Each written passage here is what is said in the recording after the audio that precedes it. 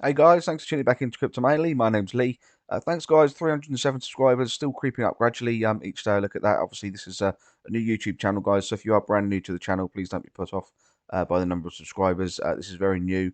I've been working with one of the most famous influencers, crypto influencers behind the scenes for the last couple of years. Been in the space since November 2018 myself, so got quite a lot of experience in the space. So I'm just branching out on my own now, so please don't be put off by the number of subscribers there, guys. We've got a Telegram group in the link in the description below. If you'd like to come along, a free Telegram group, please do come along and join in. We're having quite a lot of fun at the moment. Market's looking pretty red, but we've still managed to sort of make some money on some trades and things. So do take a look at that. Incidentally, you can click on there's a link there obviously to my Twitter page. You can have a look over there. So my handle on Twitter is at crypto mainly. No dots, letters, spaces, or anything like that. So do make sure that you're looking at the right account, guys. So quite a lot of nice information and things on there. I do try to keep it nice, upbeat, and interesting, and just a couple of interesting things and some entertainment things on there as well. So do take a look at that, guys. You'll see I do post some sort of long-term perspective things. This is like the previous Septembers here. As you can see, they look pretty gloomy. There's a lot of sort of deep corrections in September. There's links to my videos and things like that. So do take a look at my Twitter page, guys. And also, if you click over on OpenSea there, I do offer NFTs at the moment. So that if you purchase one of the VIP passes, that actually entitles you to 6 months free access to the VIP channel. Alternatively, there is a 1 month subscription fee now as well. So if you just click on the NFT there, you can actually buy just an NFT there just for 1 month. And the reason I've created NFTs for that, you can pay directly by crypto, of course, if you prefer. But the reason I've created this, some people like to pay by card.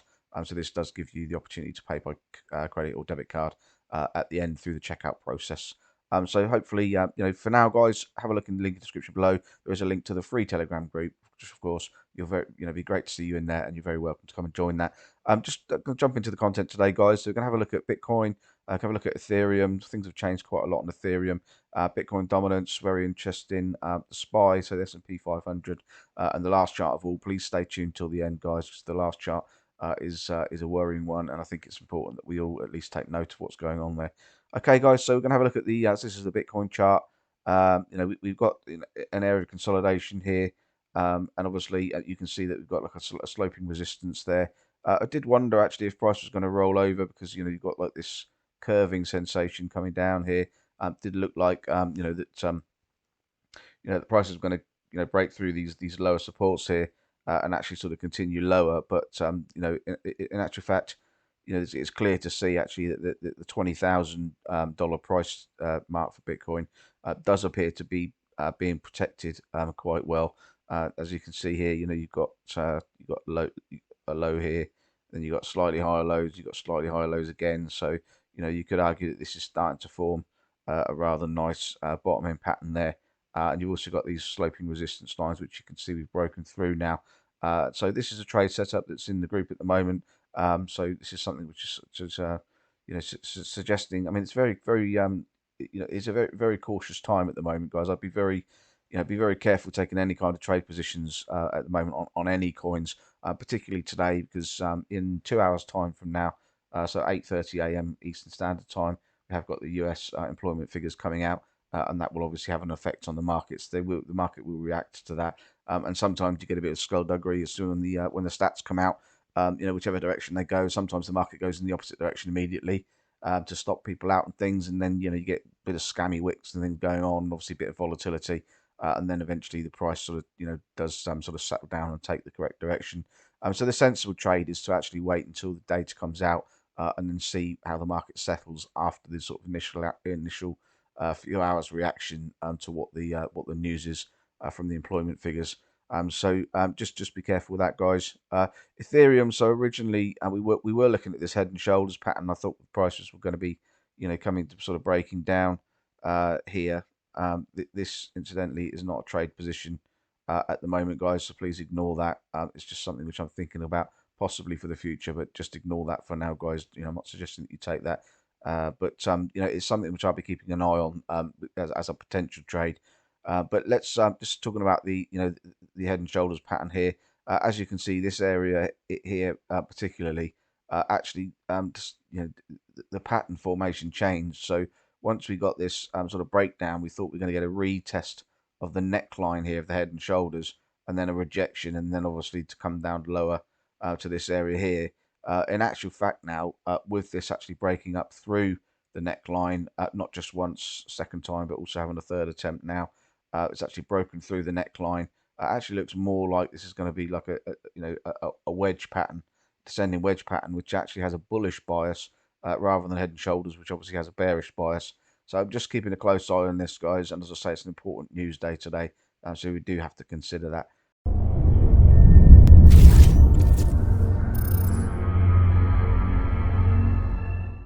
My mouse has just died on me. Okay, so yeah, so just be aware of that. But as you can see, it is trying to break out now. And obviously, what you've got some nice, the news coming with the merge on the 15th of September.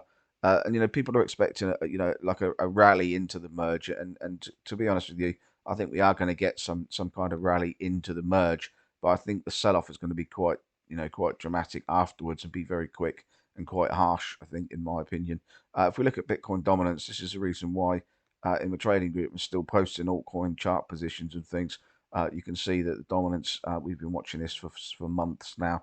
And as you can see, all of this, as I've said several times in the videos before, all of this action here, I believe, was actually created by by the Luna, the the UST collapse happened here, and I think that all of this has just been created off the back and a result of that, of all of that sort of situation. So I think all the data and things is skewed here, and I do think that things are settling down into what actually should be happening in the market.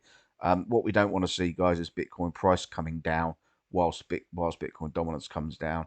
If that happens, then obviously that then would suggest that money's actually leaving the market, and that's obviously something that which we don't want to see. What we want to see is Bitcoin price start to pump and dominance start to come down, and then we'll get some really nice action out of the altcoins. So Bitcoin dominance coming down, for those of you that don't know, has an inverse relationship to. So if Bitcoin price is going up and the dominance is coming down, what that means is generally is that the money is pouring more into the altcoins than into Bitcoin. So the Bitcoin is losing market dominance because more of the money that's coming into the market is actually going into the altcoins rather than Bitcoin. Okay, so what we want to see is Bitcoin price going up and obviously the dominance coming down, and then we'll have some really nice altcoin action as well there. So some of the altcoin charts really are looking quite nice and quite special. So there are some really good setups, and there are lots of setups which I'm looking at which are about to sort of break and to merge and and to look like they're about to. So I mean, generally speaking, the overall crypto market right now does look like it's on the brink of having a nice, some nice altcoin action, some upward movements from Bitcoin and Ethereum, and like a generally good, generally good time for the next short little while, at least up until the merge for the next couple of weeks. But these are the things which worry me, guys. We've spoken about the SPX, which is the S&P 500. Unfortunately, guys, as much as it's nice that when your TA is right, it does look like actually that my TA is playing out exactly as I thought it would. In terms of, I did think we would get a rejection here. Instead of that, we've got to move to the higher part of the of this sort of this falling wedge, which makes sense because the market now has trapped all of these people that were expecting, because these highs here were breached, that this was going to continue higher and higher and higher. And of course, it hasn't. It's come up against the top resistance there of the peak highs, taken a strong rejection, and it's just cut through weekly support. It's cut through the 21 EMA on the monthly. It's cut through this long-standing dotted line support, which we've been looking at for a long time, which, as you know, goes all the way back for several years, and it's just literally just continuing its way down. Okay, so we've got to be really careful about that, guys. We had a reasonably green sort of positive action from the market yesterday, from the crypto market. And I think what happened there is, as you can see if you look carefully here, basically when the S&P opened yesterday, it gapped down, and now obviously towards the end of the day, towards the end of the trading day, we actually we got some positive action from crypto and from the S&P, because I think we've just closed this gap. So what we've got to see now, pre-markets are a little bit green, like literally a minuscule amount green, so they're kind of neutral. So it could be that this continues higher, we come up and we get like a retest, something like this. So now that the price has broken down here, you would normally expect some kind of retest, before you actually, get the continuation to the downside. So it may be that, for the next couple of weeks and into the merge, is that the S&P continues higher, Bitcoin continues a little bit higher, and Ethereum continues higher. So, I mean, to give you an example, I mean, if if Ethereum does break from here, the measured move is up to the top there. That's about a 27% move, and currently you're looking at about half of that move in Bitcoin terms. So if we break out from here, so 14% would take us actually. Interestingly, 14% would take us back up to around about the 200 EMA. So that yellow dotted line there is about 15% from here. So it'd be interesting, perhaps even over the weekend, maybe we get another stab at closing back above the 200 SMA this weekend as possible. We do see, you've got several areas of imbalance here. You've got a big imbalance area here where, the selling the selling volume sort of imbalance to the buying volume, and same here. So if we do manage to get up into this zone here, the move will likely take us back up to the 21,500 mark. If we get back above 21,000, where are we? So this dotted line here, so 21,000, say 21,600 for round numbers sake. If we do break above here, we get back above 21,600, then that actually would change. The market structure changes at that point, and things actually look like we may get even continuation up higher into maybe even the mid 20s. So it's interesting times. I wonder what sort of effect the merge is going to have. Obviously volatility and volume and things is very low at the moment.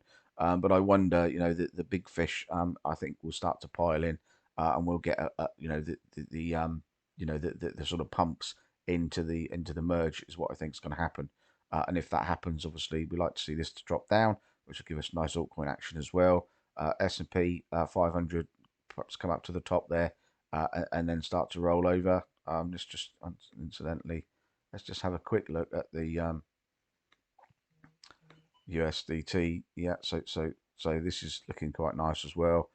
So similar to what we were saying before, guys, we were hoping that on the so this is the tether dominance, and we were hoping that this is actually going to form a head and shoulders, if you recall from my previous videos, and as you can see, very nicely we've got a left shoulder, head, and we have actually got this right shoulder forming now. So we've got this ray of resistance, which tends to be looks like it's continuing to work. So let's hope that we get sort of continuation lower, and obviously then this head and shoulders pattern may play out. Which again, if this if the tether dominance is coming down, it means that people are moving money out of the tether, so out of stable coins into the market, into Bitcoin, Ethereum, and the altcoins. So that would also suggest that if we get this downside move here, is that money is going to flow into the market, which means that is confluence with Bitcoin and Ethereum pumping, and obviously getting some nice action out of the altcoins. However, just one last thing, guys. I just want to draw your attention to this. This is the scariest thing of all. Unfortunately, this is the Hang Seng index, which is the Chinese index. The candle closed on this for the 5-day in the last hour or two, and as you can see, the 5-day level here at 19,474, which is what we were watching, has been breached. So we have got a 5-day candle close below the last 5-day support, which is horrendous. That is going to mean that there's going to be some pain, and obviously if the Chinese market does start to collapse, it's now looking much more likely that we start to get down below this daily low here, and then obviously we've got one last saving grace there. If that fails, then as you can see, the projection from from that actually failing on here is actually quite horrendous. I mean, you can see if I just go to a 3-day, just we'll draw this all in together. You can see that this we've got this rising channel that that the Hang Seng has been in for years and years now, all the way back to in fact, I suppose you could say it's been arguably back from 1997.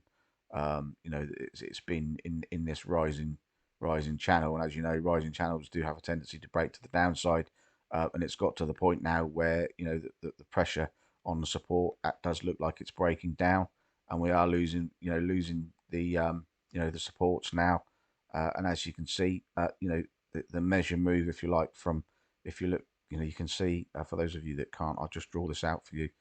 You can see that you've got, a high here, you've got, a lower high there, so you've got like a topping, another lower high there, you've got a topping pattern here, and obviously on a sort of a bigger scale, and sort of the more relevant scale in actual fact is this big one here, where you've got, this sensation. You've broken, sorry, that's not drawn very well. So you've come back down and you've broken the neckline here, and so what you would normally like to see is a retest and then break down. And as you can see, if you look here, we've already had the retest, and we are now breaking the lows of this range here. So things are looking pretty gloomy. This chart is looking like this is super bearish, and that the prices are going to be coming down from here, guys. I mean, this will affect the world markets, and don't make no mistake, cryptocurrency is looking like it's going to have a small bit of positive action, but make no mistake, this is a sort of 55%, I think it was. Yeah, so the measured move is 55 to 60%. If you see the Chinese market collapse that much, it's not going to happen quickly. Of course, this is the 3-day time frame, but over the course of time, the question will be whether crypto stands up to that. And of course, crypto is such a small fish in this massive ocean that when you're talking about world markets, global economies, cryptocurrency is absolutely minute. So it will suffer badly. So just please protect yourselves, guys. This is world markets as well. So I'm talking about traditional stock shares, commodities, everything basically. There will be some small winners in amongst all of those, but of course, generally speaking, just protect yourself, guys, because this is looking horrendous, and this will affect the global economy. So all around the world that will be affected by this. So just please be careful, guys. Make sure that you have a plan for if the world markets were, if you were to wake up tomorrow and stocks and things had all collapsed. What would your plan be? Have you got a plan? Have you got some kind of contingency? That would be that's something which I'm doing, and I just wanted to share that with you guys so you can at least give that food for thought and see what you decide to do from there. As in, generally speaking, guys, you can talk about, if you look back through any market crash in history, it soon recovers and creates new all-time highs. It's whether you have the ability to be able to weather that, and you have the financial sort of stability, and if you're financially secure enough to be able to weather a couple of years of having some horrendous losses, only to find that if you hold out through it, that the chances are that things will come good in time. It's just whether you have the ability to be able to do that, and obviously the resources available to you to be able to survive that. So I wish you all the best, guys, and I'm just sharing my advice. Well, not my advice. Obviously, I can't give advice. I'm not a financial advisor. I'm not a global economist or anything like that. I'm just a chartist. So please, just make your own decisions. I could be completely wrong. Let's hope that I am. Let's hope things surprise us and turn around.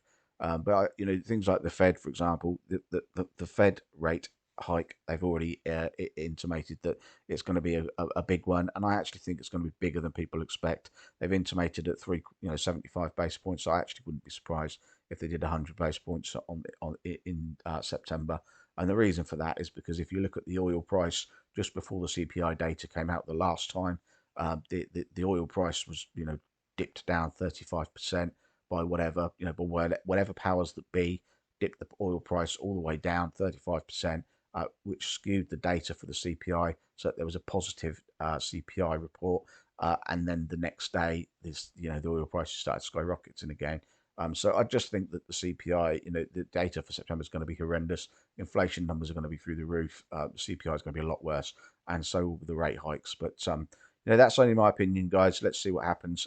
Thanks for listening. Really appreciate each and every one of you. Do like and subscribe, guys. Come and join the free Telegram group, and I look forward to seeing you in there. Take care now.